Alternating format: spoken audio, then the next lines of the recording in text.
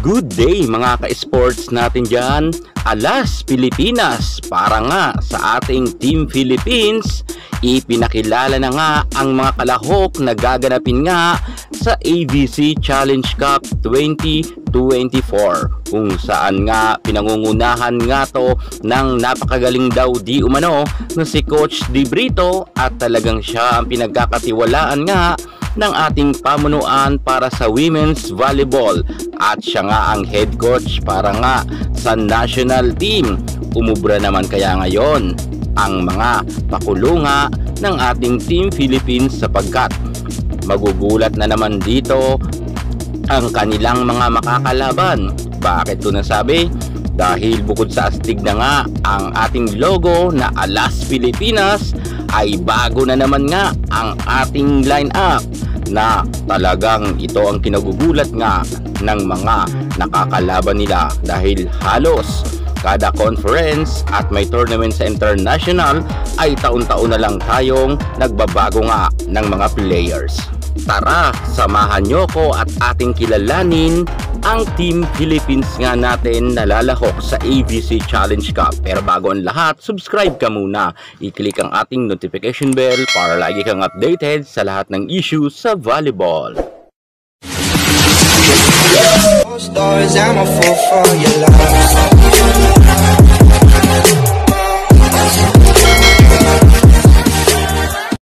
Sa pangunguna nga ni Mr. Tats Zuzara, ay proud siya na ipinakilala nga ang bagong logo at trademark nga ng Alas Pilipinas. Ang Team Philippines nga natin ay sobrang astig na sa kasalukuyan. Pinangunahan nga to ng mga star player natin na sila Ea Laure, Vanny Gandler, Cici Rondina, at ang best libero na si Dawn Macandili, at best setter natin na si Gia Morado de Guzman. Marami naman ngayon pumupuri dahil nga sa gandang araw di umano ng logo ngayon, at meron talagang tumatak na agad ito sa mga puso ng Pinoy, ang Alas Pilipinas. Mukhang ito na talaga ang pinaka-astig na lineup ngayon ni Coach Di Brito.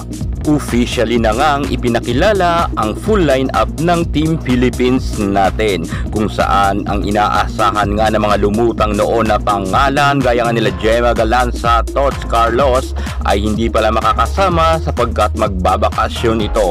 Maging si Ibiang or Ivy Lacsina na talagang lumutang noon ang pangalan ay hindi pala ngayon kasama sa listahan para sa Team Philippines. At kung noon nga ay matatangkad ang gusto ni Coach Sosa Di Brito, mukhang natuto na siya ngayon, dahil nga ang kanyang mga kinuha ngayon ng mga players ay hindi ganoon katangkaran. Ang matangkad lang nga na players natin ay si Del Palumata at si Cherry Nunag, Fifi Sharma. At the rest niyan ay hindi na gaano katangkaran maliban kay Gagate. Ngayon mukhang natututo na talaga itong si Di Brito, dahil ang kinukuha niya na talaga yung mga mababangit sa loob ng court, malakas at palaban kahit hindi ganoon katangkaran. Hindi naman nagkamali si Di Brito sa pagkuha nga kay Ea Laure at kay Cici Rondina, Vanny Gandler, sapagkat alam naman natin ang tatlong players natin na nabanggit ay mga palaban to pagdating sa loob ng court. Lalo't ngayon ang nakasama lamang sa Creamline Cool Smashers ay si Gia Morado de Guzman, ay isa nga sa mga pinakamagaling natin na setter at may napatunayan na pagdating nga sa Japan. At syempre si Dawn Macandili makatindig pa rin ang mangunguna nga pagdating nga sa floor defense. Mukha talagang ito na ang sinasabi nga ni Coach Di Brito na Alas Pilipinas na mas astig na kanyang line-up. Mukhang niripaso talaga nila ng husto at sinala nila kung kaya ito nga ang mga kinuhang players. Okay naman ang mga nakuha ni Di Brito, sapagkat alam naman natin na may mga sinasabi naman to pagdating nga sa larangan ng volleyball.